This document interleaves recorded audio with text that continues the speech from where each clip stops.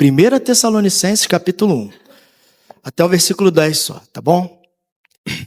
Assim diz o texto. Paulo, Silvano e Timóteo, a igreja dos Tessalonicenses, em Deus Pai e nosso Senhor Jesus Cristo. Que a graça e a paz estejam com vocês. Sempre damos graças a Deus por todos vocês, fazendo menção de vocês em nossas orações e sem cessar lembrando-nos, diante do nosso Deus e Pai, da operosidade da fé que vocês têm, da dedicação do amor de vocês e da firmeza da esperança que têm em nosso Senhor Jesus Cristo. Sabemos, irmãos amados por Deus, que Ele os escolheu, porque o nosso evangelho não chegou a vocês somente em palavra, mas também em poder, no Espírito Santo e em plena convicção. E vocês sabem muito bem qual foi o nosso modo de agir entre vocês, para o próprio bem de vocês. E vocês se tornaram nossos imitadores e do Senhor, recebendo a palavra com a alegria que vem do Espírito Santo, apesar dos muitos sofrimentos. Assim, vocês se tornaram modelo para todos os crentes da Macedônia e na Acaia, porque a partir de vocês, a palavra do Senhor repercutiu não só na Macedônia e na Acaia, mas a fé que vocês têm em Deus repercutiu em todos os lugares, a ponto de não termos necessidade de dizer mais nada a respeito disso. Porque no que se refere a nós, as pessoas desses lugares falam sobre como foi a nossa chegada no meio de vocês e como, deixando os ídolos, vocês se converteram a Deus, para servir o Deus vivo e verdadeiro e para aguardar dos céus o seu Filho, a quem Ele ressuscitou dentre os mortos, a saber, Jesus, que nos livra da ira vindoura. Amém? Vamos orar. Senhor nosso Deus, obrigado, Senhor. Obrigado pela liberdade que temos de poder expressar publicamente a nossa fé. Podemos, ó Deus, manter essas portas abertas, Senhor, e pregar a Tua palavra, ter comunhão uns com os outros, Te adorar, cantar louvores, ó Deus, expressar, ó Deus, com alegria a nossa fé, o nosso louvor ao Senhor. Obrigado, ó Deus, porque o Senhor fala ainda. Obrigado porque o Senhor está às portas e o Senhor tem nos dado oportunidades, ó Deus, maravilhosas, Senhor, de poder fazer a Tua vontade, de servir, fazer a Tua obra, Senhor. Em nome de Jesus, nós Te agradecemos. Usa a minha vida, Senhor. Eu dependo do Senhor, eu dependo da Tua graça para poder pregar, para edificar o Teu povo, Senhor. Que nada nos distraia, que nada nos impeça, Senhor, de ouvir a Tua voz. E que saiamos daqui hoje não só refletindo, Senhor, mas dispostos a praticar a Tua palavra, a viver como uma igreja modelo, a viver como crente de uma comunidade que expressa publicamente a fé em Cristo, Senhor, a fidelidade ao Evangelho de Cristo. Eu te peço isso em nome de Jesus. Amém e amém. Como vocês já sabem, só pela abertura da carta, né, a saudação, né, da carta, quem escreveu foi o apóstolo Paulo, e possivelmente ele estava acompanhado de Silvânio e Timóteo, que eram seus companheiros, seus cooperadores na missão de Deus, né? A carta de Paulo aos Tessalonicenses, ela foi uma das primeiras que ele escreveu, por volta lá do ano 50 depois de Cristo. Foi uma das primeiras cartas que ele escreveu. E essa igreja, ela era uma igreja muito jovem, muito nova. Ela nasceu no meio de muita pressão, de muita perseguição e de muitas dificuldades, como ele menciona aqui nessa carta. Tanto é que a segunda carta é uma carta de consolo para ilutados. E muitas vezes ele prepara esses crentes para receberem a segunda vinda de Cristo, né? Ele encoraja esses crentes a estarem prontos para a segunda vinda de Cristo, tá? E apesar de muitas dificuldades, aqueles irmãos, eles continuaram firmes, cheios de fé, e eles manifestavam sempre a alegria no Senhor, mesmo em meio às lutas. E Paulo, ele escreve essa carta expressando a sua gratidão. E há um objetivo duplo aqui: expressar a sua gratidão. E você vê que o apóstolo Paulo, normalmente, as igrejas que ele mais elogia, ele abre a carta expressando a sua gratidão, né? Elogiando a fé, né? A entrega, né? Aquela igreja, né? A piedade dela, né? Ele expressa isso para aquela igreja, né? Há poucas exceções disso, né?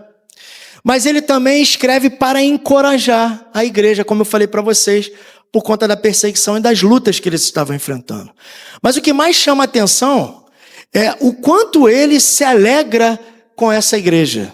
Há muita alegria também aqui. Geralmente a gente olha a carta de Paulo escrita aos Filipenses e um dos principais temas da carta é a alegria. Hoje eu preguei lá na igreja do Meia, falando sobre essa carta, né? Uma porçãozinha da carta, né? E é uma carta muito conhecida pelo tema da alegria. Mas o apóstolo Paulo é evidente a alegria dele nessa carta também, pela igreja dos Tessalonicenses. Eles não eram perfeitos, mas eles viviam de um jeito que mostrava o quanto eles amavam a Deus, quanto eles adoravam a Deus, o quanto eles viviam intensamente a fé cristã. Por isso, a igreja de Tessalônica, ela se torna um modelo para todos os crentes. E quando eu li esse texto aqui, o que me chama muita atenção é o versículo 7, quando ele diz que os tessalonicenses se tornaram um modelo para todos os crentes, para todos, um modelo para todos os crentes. Então, a gratidão de Paulo aqui nesse texto, ela mostra que a igreja de Tessalônica, ela era uma comunidade viva, comprometida e cheia de fé. E o modo como eles viviam mostrava as evidências de uma igreja modelo.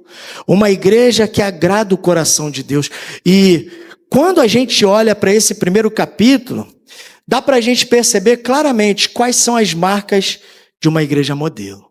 E à luz desse texto, eu gostaria de destacar algumas marcas de uma igreja modelo, para que nós, como igreja, possamos cultivar essas evidências, analisar, fazer uma autoavaliação e caminharmos nessa direção para que nós possamos ser encontrados por Cristo na sua segunda vinda como uma igreja modelo. Eu gostaria de compartilhar apenas 3 marcas. E a primeira delas está nos versículos 2 e 3, que são as qualidades espirituais. Essa igreja é uma igreja com qualidades espirituais. Vamos ler, versículo 2 e 3. Sempre damos graças a Deus por todos vocês. Olha, não era por alguns, era por todos. Fazendo menção de vocês em nossas orações e sem cessar, lembrando-nos diante do nosso Deus e Pai da operosidade da fé que vocês têm. Da dedicação do amor de vocês e da firmeza da esperança que vocês têm em nosso Senhor Jesus Cristo. Paulo está agradecendo porque ele reconhece as virtudes que caracterizavam os tessalonicenses. Que virtudes são essas? Ele destaca aqui. E recentemente eu estava falando sobre algumas dessas virtudes em uma outra igreja, na igreja de Colossenses. E aqui ele destaca a fé operosa. A fé operosa é uma fé que trabalha, é uma fé trabalhadora, uma fé que coopera, uma fé que se envolve, que participa, que colabora. É uma fé operosa, ela produz frutos. E é uma fé também que reflete obediência a Deus e a liderança instituída por Deus. Nós vamos ver isso aqui na segunda parte do sermão. Eles também tinham amor abnegado. Ele fala aqui do amor dedicado, dedicação do amor. E algumas traduções falam do amor dedicado. Isso é um amor que serve, que se doa, mas é um amor que se doa sem esperar retorno. Eles manifestavam também a esperança, mas não era uma esperança qualquer, é uma esperança firme, uma esperança que persevera, esperando firmemente a volta do Senhor. É uma esperança ancorada na promessa da segunda vinda de Cristo. Essas 3 virtudes, fé, amor e esperança, elas são marcas de quem foi verdadeiramente alcançado por Deus. E o apóstolo Paulo faz questão de enfatizar por que eles tinham sido escolhidos por Deus, por que eles eram realmente convertidos. E ele já abre essa saudação, essa ação de graças, destacando essas características, essas qualidades espirituais, essas virtudes espirituais. E não tem como desassociar da conversão essas qualidades espirituais. Todo convertido, ele precisa manifestar essas qualidades. Todo membro de uma igreja, ele precisa manifestar essas qualidades espirituais. Ele precisa manifestar fé, mas não uma fé qualquer, não uma fé superficial, mas uma fé operosa. Ele precisa manifestar um amor, mas um amor dedicado, que participa, que colabora, mas se envolve e faz o bem a todos os irmãos, mas sem esperar nada em troca. Um amor despojado de interesses egoístas, de interesses pessoais. Mas ele fala também que precisa ter esperança. E não é uma esperança qualquer, é uma esperança na segunda vinda de Cristo. A verdadeira conversão, meus irmãos, sempre se manifesta em atitudes concretas de fé, amor e esperança. Nós precisamos fazer hoje uma autoanálise espiritual. O que as pessoas veem em nós? Será que elas descrevem uma fé viva? Um amor realmente abnegado? E uma esperança na volta de Cristo? Ou apenas religiosidade? O nosso testemunho diário, ele deve mostrar a realidade da nossa conversão. Uma fé que age, um amor que serve e uma esperança firme na volta de Cristo. Uma igreja que espera e que vive na perspectiva da segunda volta do Senhor. Mas uma igreja modelo, ela tem outras evidências também. Nós vemos aqui que a primeira evidência é o quê? São as qualidades espirituais. Vemos isso aqui no versículo 2 e 3, destacados aqui nas características dessas virtudes, que é a fé, o amor e a esperança. Mas em segundo lugar, sua firmeza em meio às dificuldades. Nós vamos ler agora os versículos 4 ao 6, que diz assim: sabemos, irmãos amados por Deus, que Ele os escolheu. Você quer saber se uma pessoa foi escolhida por Deus? Olha o que ele vai dizer agora aqui, ó. Porque o nosso evangelho não chegou a vocês somente em palavras, mas também em poder, no Espírito Santo e em plena convicção. Olha como é que o evangelho chegou em Tessalônica, nesses irmãos, nessas pessoas. Agora o que ele diz dessas pessoas? O efeito desse evangelho poderoso que chegou até eles. E vocês sabem muito bem qual foi o nosso modo de agir entre vocês, para o próprio bem de vocês. E vocês se tornaram, olha, nossos imitadores e do Senhor, recebendo a palavra com a alegria que vem do Espírito Santo, apesar dos muitos sofrimentos. As evidências dos que foram escolhidos por Deus são claras aqui nesse texto. Ele fala, eles receberam a palavra com alegria do Espírito Santo. E eles receberam essa palavra mesmo em meio às tribulações, mesmo em meio às dificuldades. A igreja não morreu. Os membros daquela igreja, eles não desertaram, eles não debandaram, eles não deixaram de congregar naquela igreja por causa das dificuldades, porque o evangelho chegou com poder até eles. E eles receberam essa palavra com a alegria do Espírito Santo, mesmo em meio às dificuldades e às pressões que foram impostas sobre eles naquele contexto. Eles imitaram os exemplos dos líderes, seguindo o modelo de vida cristã, de quem? De Paulo, Silvano e Timóteo. Eles foram resilientes nas dificuldades, permanecendo firmes, mesmo sob muita pressão. O evangelho, meu irmão e minha irmã, ele não é apenas ouvido, mas ele deve ser vivido. E a vida deles mostrava isso. O evangelho, ele precisa exercer impacto na nossa vida. Qual é o impacto que o evangelho tem causado na sua vida? Qual é o tipo de mudança? Qual é o tipo de transformação que o evangelho causou em você?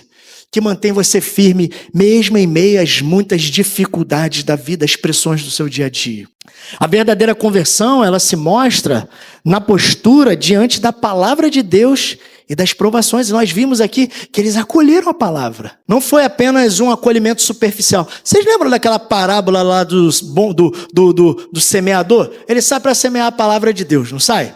E aí a gente já conhece a interpretação da parábola. Eu não preciso ficar explicando isso aqui para vocês. Mas a gente sabe que a palavra, ela é semente, né? Semente, é sagrada semente. Ela cai à beira do caminho. Mas ela cai à beira de um caminho onde foi fácil para o diabo tirar e roubar aquela palavra ali, né? As aves do céu foram lá e tiraram. Mas você vê que uma semente cai num solo que é meio espinhoso, né? Ela não tem muito espaço para crescer e frutificar. Isso são aqueles prazeres transitórios da vida, ela recebe até com muita alegria, mas bastou um problema, ela vai e sai. Outra era sufocada no meio dos espinhos, e outras também caem, e outra cai num solo muito rochoso, né? Então essa daí, ela também nem chega a brotar direito. Ela começa a crescer, mas aí vem o problema, a pressão, né? Diferente do outro, que recebe até com alegria, fica um tempinho, mas depois sai. O outro não, bateu a pressão, não vinga, não floresce, não frutifica, não dá fruto, não tem impacto nenhum. E aí o último é o quê? É aquele solo preparado, onde a semente cai e ela começa a produzir fruto. A pessoa floresce e ela dá fruto 100, 60, 30 por 1. Esse é o poder do evangelho, o impacto que ele causa. Mas você vê, o problema está na semente? O problema está no evangelho? Não. Porque está implícito nessa passagem, e no contexto dessa passagem, se eu não me engano, em Atos 17, que nem todos receberam o evangelho do jeito que eles receberam. Houve pressão, perseguição, houve retaliação. Nem todos recebem o evangelho, nem todos o evangelho faz essa transformação. Mas a pergunta que eu faço para você hoje, que tipo de solo é você? Em que tipo de solo a semente tem caído, mas tem trazido transformação? Você tem florescido? Você tem sido transformado? Você tem acolhido a palavra de Deus e se desenvolvido na fé cristã? Faça essa autoanálise. Como você reage quando a sua fé custa algo? Quando você está sendo provado, quando você passa por dificuldades. Como recebemos a palavra? Será que nós recebemos realmente com alegria ou com resistência? Existem pessoas que estão na igreja. Pode vir o que vier, a dificuldade, mas com uma consciência cauterizada. O evangelho não golpeia mais. A pessoa não se quebranta, ela não se sensibiliza, ela não muda. Ela ouve a palavra de Deus, mas sai da casa de Deus do mesmo jeito. Nós precisamos abandonar a imaturidade que busca conforto e não compromisso, e nos tornarmos não apenas ouvintes da palavra de Deus, mas também praticantes. O evangelho precisa nos levar às boas obras, a uma fé operosa, a um amor abnegado e a uma esperança na segunda vinda de Cristo. Portanto, meu irmão e minha irmã, seja um discípulo de Jesus, um verdadeiro seguidor de Jesus, que acolhe a palavra de Deus, que segue bons exemplos, boas práticas e permanece firme mesmo em meio às lutas. Porque isso é uma igreja modelo. Isso é fazer parte de uma igreja modelo. Isso é pertencer a uma comunidade modelo, que expressa fielmente o poder do evangelho. Mas em terceiro lugar, a marca de uma igreja modelo é a sua reputação, é o que dizem sobre ela. Não é apenas o que a liderança diz, não é apenas o que os membros da igreja local dizem, mas os que os de fora dizem. É a repercussão dela fora da sua realidade local. Veja o que diz o versículo 7 ao versículo 10. Acompanhe comigo a leitura. Assim vocês se tornaram modelo para todos os crentes. Da onde? De Tessalônica? Não, da Macedônia e da Acaia. Porque a partir de vocês a palavra do Senhor repercutiu não só na Macedônia, não só na Acaia, não só a nível local, mas a fé que vocês têm em Deus repercutiu em todos os lugares, a ponto de não termos necessidade de dizer mais nada a respeito disso. Porque no que se refere a nós, as pessoas desses lugares falam sobre como foi a nossa chegada no meio de vocês, como deixando os ídolos vocês se converteram a Deus, para servir o Deus vivo e verdadeiro, e para guardar dos céus o seu Filho, a quem ele ressuscitou dentre os mortos, a saber, Jesus, que nos livra da ira vindoura. Por que eles se tornaram modelo? Eles se tornaram modelo por causa dessas qualidades que o apóstolo Paulo lista aqui. Além das virtudes espirituais, a postura deles também davam sinais muito claros de uma conversão verdadeira. Eles proclamaram a palavra na Macedônia e na Acaia, e eles se tornaram missionários, propagadores do evangelho de Cristo. Está vendo? Eles não apenas acolheram a palavra, eles não apenas se tornaram resilientes em meio às perseguições, mas eles também se tornaram porta-vozes de Cristo. Eles se tornaram proclamadores da palavra de Deus, não a nível local, mas a nível nacional. Era uma igreja em potencial para missões. Mas em segundo lugar, sua fidelidade repercutiu em todos os lugares. O testemunho da igreja, ela ficou conhecida em vários lugares daquela região. O testemunho deles repercutia além das fronteiras locais. E em terceiro lugar, eles serviam ao Deus vivo e verdadeiro. Por que eles serviam ao Deus vivo e verdadeiro? O apóstolo Paulo faz questão de dizer que eles abandonaram os ídolos e passaram a viver para agradar a Deus com seus dons, com seus talentos, com seu serviço. Esperaram também com fé a volta de Cristo, vivendo com os olhos na eternidade. Vocês estão vendo o que é uma igreja modelo? A igreja que vive o evangelho, ela torna-se naturalmente uma referência, não por vaidade, mas por autenticidade. Uma igreja modelo é uma igreja autêntica. Ela vive o reino de Deus de maneira autêntica. Os seus membros vivem o reino de Deus de maneira autêntica. Uma igreja fiel, ela influencia outras pessoas pela maneira como vive e pela maneira como ela serve o Senhor. Vamos fazer mais uma autoanálise. O meu testemunho pessoal, ele tem inspirado outros a seguir a Cristo? Quando você olha para o teu modo de viver, seu estilo de vida, as coisas que você assiste na internet, a sua conversa com seus colegas no trabalho, o seu testemunho, a sua vida pública, como todo mundo está te vendo, ou até mesmo quando as pessoas não estão te vendo, elas refletem que você é alguém realmente transformado pelo poder do Evangelho de Cristo? Nós precisamos deixar de lado o comodismo, meus irmãos, e o medo de testemunhar publicamente a nossa fé. Os crentes de hoje, eles são ávidos para brincar, para falar piadas, para navegar, mas são temerosos e reticentes quando o assunto envolve expressar com ousadia e publicamente a sua fé. Seja você, meu irmão e minha irmã, um exemplo de fé viva, de serviço a Cristo, mas um serviço autêntico e de uma esperança constante que aguarda a volta do Senhor, mas com fidelidade e com entusiasmo, porque essa igreja era uma igreja cheia de entusiasmo. Tudo isso você vê aqui, o entusiasmo da igreja em servir ao Deus vivo e verdadeiro. Haviam falsos deuses que eles estavam abandonando. Pergunto para você, você já abandonou os falsos deuses dessa época? Se você não fez isso ainda, se você está pegado a outros deuses, a outros ídolos, que estão roubando mais a sua atenção, cativando mais a sua atenção, o seu tempo, a sua energia, o seu vigor, do que o próprio Senhor, você precisa se arrepender.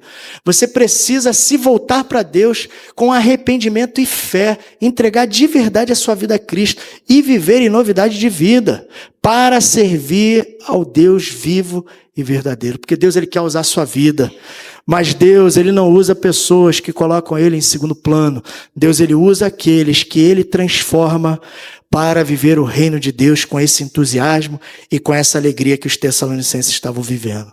Portanto, meus irmãos, eu termino dizendo que essas são as marcas de uma igreja modelo. Ela dá sinais de virtudes espirituais, uma postura resiliente no meio das dificuldades, e a sua reputação no meio de todas as pessoas, sem exceção, é uma reputação exemplar. Isso é um desafio para mim, irmãos. É um desafio para nós. Eu preciso ser um membro desta igreja, assim como esses tessalonicenses. Eu preciso ser um homem com qualidades espirituais. Eu preciso ser um crente de uma boa reputação. Eu preciso ser um crente, sim, eu preciso cultivar isso. Eu preciso ser alguém firme no meio das dificuldades. São muitas dificuldades. E se nós não vigiarmos, se nós não olharmos para textos, para ações de graças como essas, e não nos sentimos desafiados, nós ficaremos acomodados. Amém? Então feche seus olhos. Quero chamar os músicos.